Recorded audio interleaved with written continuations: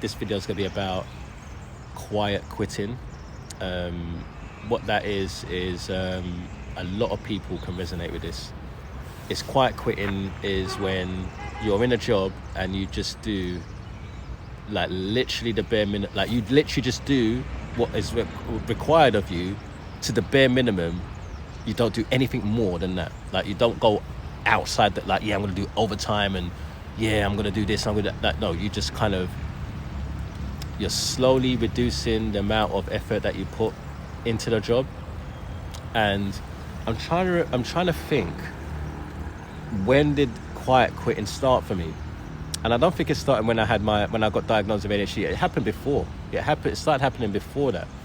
It's just that because I was undiagnosed with ADHD, I was taking on so many projects outside of my job that it was burning me out. So I think it will help for me to, in this next 2 episodes, talk about juggling side hustles while doing 9 to 5. So I used to be an artist, right? Prior to this ADHD journey. And what it looked like for me was that I was working full-time as like, if you want to call it a call agent, right? So I was taking inbound calls from anyone that's traveling with travel insurance, right? And obviously they had to create a case of me. They might have, had an issue medically, or they might have had a flight inconvenience that they want to claim on their insurance, right? So I was working for a company that dealt with that, right?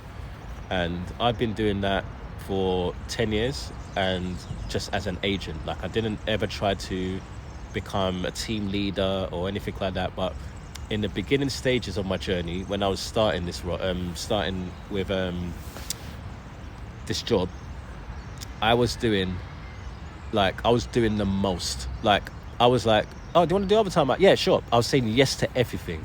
I'd done every single shift that you could do in that role. And like, so say for example, I'd started at 2, finished at 10. Then they said, we're low. 2 people called in sick for the night shift. Do you want to continue your shift until 2? Yeah, sure. And I would go till 2, right? So it'd be 12-hour shift, right? And then I was always like, for most of my life, even when I was a bartender. So I used to be a bartender before I moved to Barcelona. I was a bartender for like 7 years, if I can remember. It was around 7 years, right? And I was a supervisor. That was the furthest I went in bartending. Was I became a supervisor.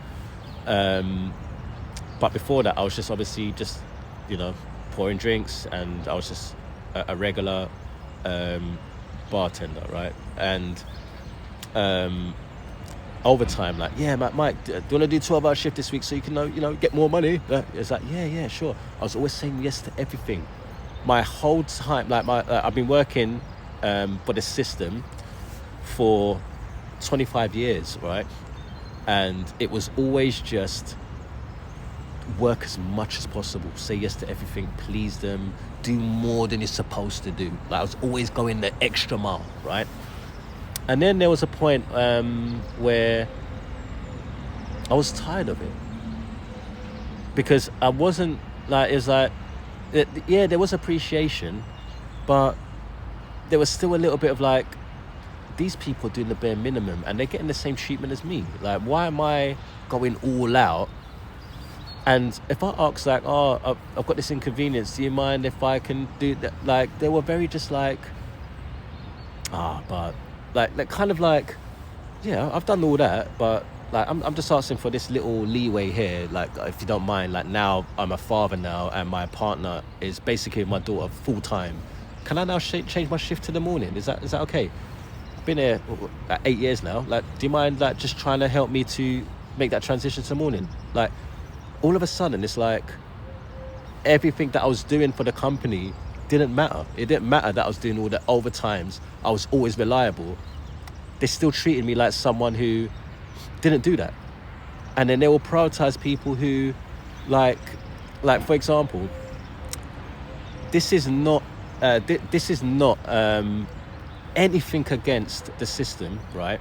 Nothing against the system in terms of, because I feel like women are treated extremely badly in workplaces, and I definitely empathize with it, right? In this company, right, being a father, I'm not saying that I should have the same level of prioritization as women that are having to do their leave and stuff. I definitely get that part. I'm really getting this part, right? If anything, like, I am pro that. Like, I really feel that is something that should be seen as like, yeah, this is really important, right?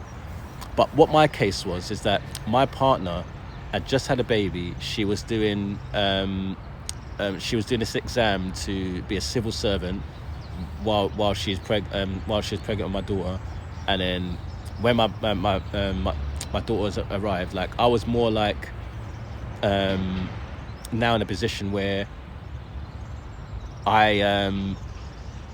it's not like I was in a similar situation as women, but I was a father, right? I'm a new father, and I needed to be able to adapt my the way that I lead my home life.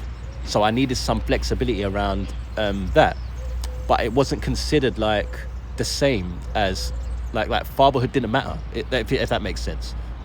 Motherhood matters, right? But I think fatherhood should matter as well, like for the father who has to support the mother, right? And I was trying to support my partner in that moment where obviously she was having, you know what happens after any woman has a baby. There's a lot of complications sometimes. There was even complications with our birth that went okay in the end, right? It almost was a tragic situation, right? So there's a lot, and she had a C-section, all this stuff, right? But I just wanted a bit more empathy for fatherhood, right, in that moment, and I didn't get any.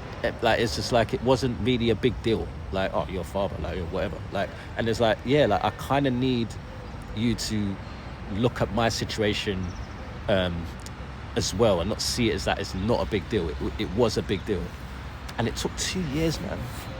2 years, 2 years, man, for them to just try to help me to shift that, to make it more convenient. And like, I've been working there 8 years.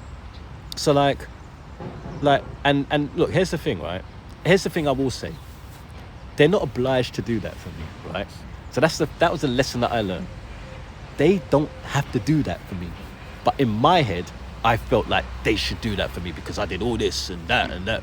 And I pulled my weight and I did all those favors for you guys. And like, so that was the thing running the show, is that, oh, this is unfair, right? It wasn't unfair. I went into this job and I agreed to doing 2 till 10 because I was single, right? And then now all of a sudden, I've got a partner now, and now we've got a kid. I want you guys to adapt. That wasn't in the contract, right? You see what I mean? But most people would sit with resentment, sit with, oh, that's wrong, it's not fair, and all this shit. It was, right? I came there to do a job. Yeah, they could have been nice and they could have tried to help, make things easier for me. But it's not an obligation for them to do that. Like, it's a company that has to run a business, right? And if I left the late shift to go into the morning shift, the thing I didn't mention here is that the morning shift had double or even triple the amount of people, obviously, because of a lot of people being parents or having commitments at home, right? So obviously there was like very heavy on the morning side, but the afternoon side, they relied on me heavily. It's like if I would left the afternoon side, it was massive chaos that was ahead, right? Obviously in my head at that time, I didn't really care about all that. I'm upset because I just want you to be adaptable and change my situation, and they weren't flexible with that.